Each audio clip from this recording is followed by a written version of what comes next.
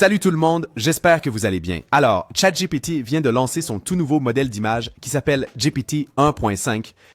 Et cette vidéo ne sera pas une comparaison entre Nano Banana Pro et GPT 1.5, ni pour déterminer quel modèle est le meilleur. Mais plutôt, je souhaite profiter de cette occasion pour vous montrer comment vous pouvez utiliser ce tout nouveau modèle d'image d'OpenAI, l'intégrer à Make.com et le connecter directement à votre compte WhatsApp.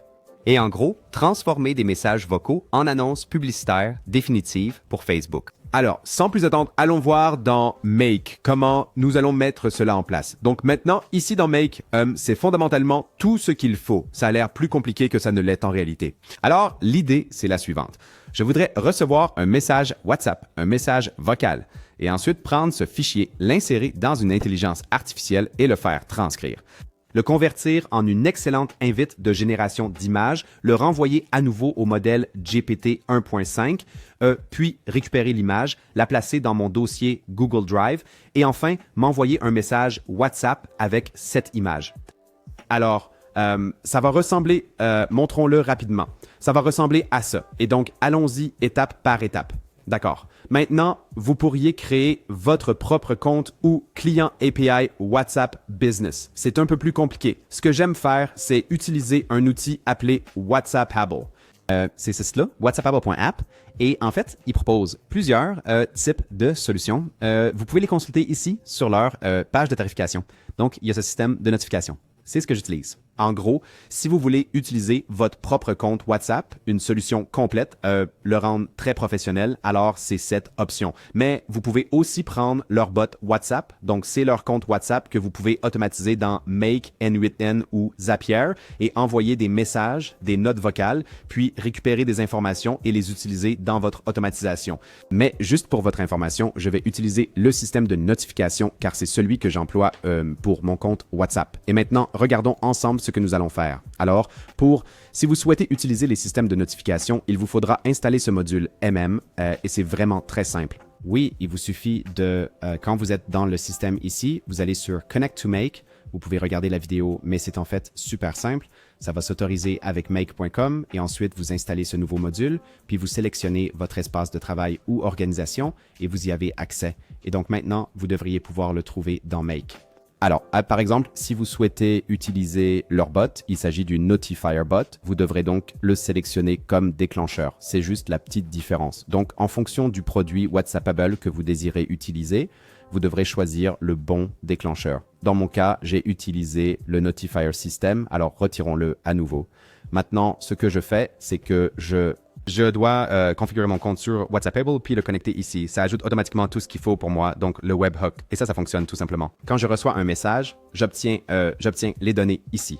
D'accord. Maintenant, regardons comment cette automatisation fonctionne. Je désactive ceci. Laissez-moi vous montrer rapidement comment cette chose va fonctionner. Donc, mon déclencheur. Une fois que mon déclencheur est actif, je peux aller dans WhatsApp et testons ça très rapidement. Je n'ai pas d'idée super créative en ce moment. D'accord. Alors, voilà une idée pour une publicité. Je voudrais qu'on voit un super beau skatepark, vraiment, et puis un stand de paella juste devant ce skatepark. Et l'événement s'appelle Skate into the New Year. Et j'aimerais montrer un skatepark très animé au bord de la plage avec des palmiers et une ambiance vraiment cool. Alors maintenant, le système de notification va recevoir le message et va déclencher ce scénario Make. Et il y a un nouveau fichier, fait quelque chose avec. Donc, ça devrait arriver ici. D'accord, c'est fait. Donc, vous pouvez voir maintenant que j'ai reçu mon message et dans le message, nous avons cette URL de pièce jointe qui est juste l'URL d'un fichier audio. Alors, pour la prochaine étape, ce que je dois faire, c'est que vous allez devoir mettre en place un module de requête HTTP par lequel vous allez télécharger l'intégralité de l'élément. Et ce que vous allez obtenir, c'est en quelque sorte un paquet de données complet de ce fichier qui est encodé en base 64. Ensuite, ce que vous faites avec cela, c'est que vous ajoutez le module de... D'accord, donc c'est toujours en cours. D'accord, attendons que ce soit exécuté et ensuite nous pourrons entrer dans les détails des modules. Très bien. Donc, le workflow est terminé. C'est le message que j'ai envoyé. Vous pouvez voir que ça a fini par créer le fichier sur mon Google Drive et m'a renvoyé un message. Donc, vous pouvez voir que c'est maintenant la nouvelle image que nous avons générée. Ne parlons pas de la qualité des images et de la façon dont nous pouvons les affiner. Parlons un peu du principe. Et donc, la manière dont cela va fonctionner maintenant, c'est ce que nous allons voir dans le prochain module. Donc, vous avez le déclencheur. Vous recevez le fichier audio. Vous le téléchargez en utilisant le module de requête HTTP. Ensuite, vous prenez ce fichier et vous le faites transcrire avec leur module préétabli nommé Transcribe. Alors, permettez-moi de vous montrer ceci très rapidement. OpenAI. Si vous tapez le mot Transcribe, vous générez alors une transcription. Alors, c'est cette chose-là. Maintenant, ce que vous devez faire, c'est de donner un nom à votre fichier et vous pouvez y mettre absolument tout ce que vous voulez, mais l'extension doit être .ogg. C'est le type de fichier officiellement pris en charge. Et dans les données du fichier, il vous suffit de prendre tout ce que vous obtenez de votre réponse ici. Tout ce qui se trouve ici sera simplement inséré là-dedans. Vous choisissez le modèle et le tour est joué. Ce que vous obtenez de tout cela, c'est votre transcription. C'est donc ce que je viens de dicter personnellement dans ma note vocale WhatsApp. Il s'agit en fait de la note vocale retranscrite sous forme de texte et j'utilise ce texte comme une entrée, comme vous pouvez le constater ici, pour ma génération de prompt final, bien sûr, car je ne souhaite pas envoyer cette transcription brute directement au modèle de génération d'images.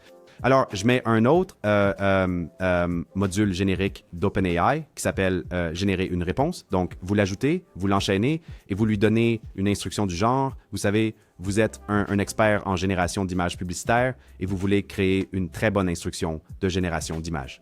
Et donc, je n'ai pas fait beaucoup de réglages fin d'instruction ici, mais vous comprenez l'idée.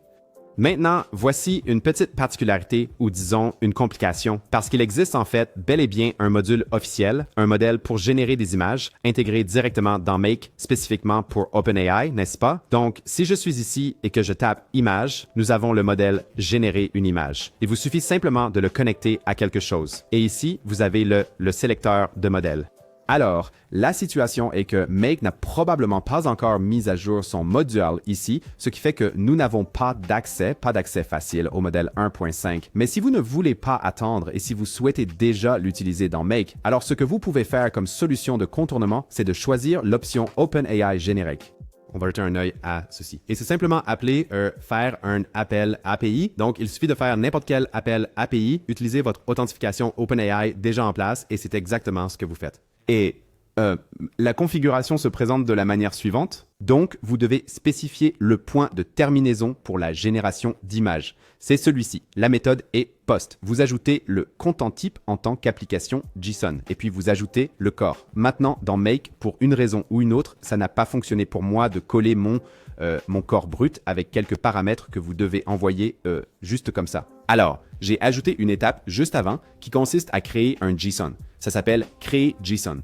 Et ce que vous devez faire ici, c'est de créer une nouvelle structure de données à laquelle vous pouvez attribuer un nom et ensuite vous y ajoutez vos différents éléments. Et c'est fondamentalement, en refermant cela à nouveau, ce sont toutes ces propriétés que j'ai ici, en fait. Donc, ce sont toutes des propriétés de type texte à l'exception de la n-value. Ça, c'est un nombre. N représente le nombre d'images que je souhaite obtenir d'OpenAI. Et c'est ensuite ici que vous choisissez le modèle d'image. Donc, vous dites que c'est celui-là. Mon prompt provient du module précédent qui est le prompt de génération d'images, joliment mis en forme. La qualité est élevée. Le format de sortie et un certain nombre de propriétés qui sont absolument nécessaires. C'est ainsi que je récupère cet objet JSON. Je l'emploie ensuite comme corps de ma requête. Et voilà, le processus est terminé. Ce que nous en tirons, c'est un autre objet de données avec ce fichier JSON base 64. Maintenant, je peux simplement le prendre et le télécharger directement sur Google Drive et ensuite, je l'ai aussi quelque part où j'ai une URL. Et pour ce faire, vous connectez votre Google Drive, vous sélectionnez votre dossier. J'ai mon dossier ici. Et ensuite, vous devez donner un nom à votre fichier. J'utilise juste quelque chose que j'obtiens de la génération d'images précédente. Donc, de ChatGPT, en gros, j'obtiens ce numéro ici, .png. C'est important que vous enregistriez un fichier PNG si vous demandez des PNG. Faites attention ici. Et ensuite, vous devez avoir cette formule pour convertir ceci, en gros, pour décoder ce fichier afin de pouvoir réellement télécharger un fichier PNG correct. Alors, mettez la vidéo en pause, prenez celui-ci. Et c'est tout. Vous êtes prêt. Alors, vous téléchargez ceci sur votre Google Drive et ce que vous devez prendre ensuite, c'est votre lien de contenu web. C'est donc ce que vous voudrez utiliser quand vous enverrez votre message sur WhatsApp ou vers votre compte WhatsApp. Donc, vous utilisez ce lien de contenu en ligne comme URL d'image. Ceci n'est qu'un texte de légende si vous le souhaitez. Et vous devez vous assurer que depuis votre déclencheur, vous récupérez le numéro de téléphone. Regarde comment ça, prend vie et s'anime. Donc, vous prenez le numéro de téléphone de votre déclencheur et vous êtes prêt à partir. Donc, ce que vous obtenez de cela, c'est une génération d'images finales directement dans votre compte WhatsApp. C'est assez impressionnant. Je veux dire, évidemment, je n'ai pas optimisé ici pour une très bonne qualité d'image et pour qu'elles aient l'air incroyables, mais je voulais juste utiliser ce moment-là maintenant. GPT 1.5 a reçu beaucoup de critiques positives et il est vraiment très bon pour le rendu de texte. Et donc, je voulais vous montrer ici quelques idées pour l'intégrer à votre WhatsApp et en déplacement, déposer des idées en notes vocales, l'envoyer et recevoir des images, les mettre dans un joli dossier. Et vous pouvez même aller plus loin et connecter votre compte pub Facebook et déjà y créer des pubs finales une fois satisfait. J'espère que tout se passera bien. Oui, c'est ça. Un peu d'inspiration. Je serais ravi d'entendre ce que vous en pensez. Et si vous avez des questions pour automatiser votre compte WhatsApp en utilisant Whatsable, n'hésitez pas à me le faire savoir. Je peux tout à fait vous aider avec ça. À part cela, merci beaucoup d'avoir regardé cette vidéo et on se retrouve dans la prochaine.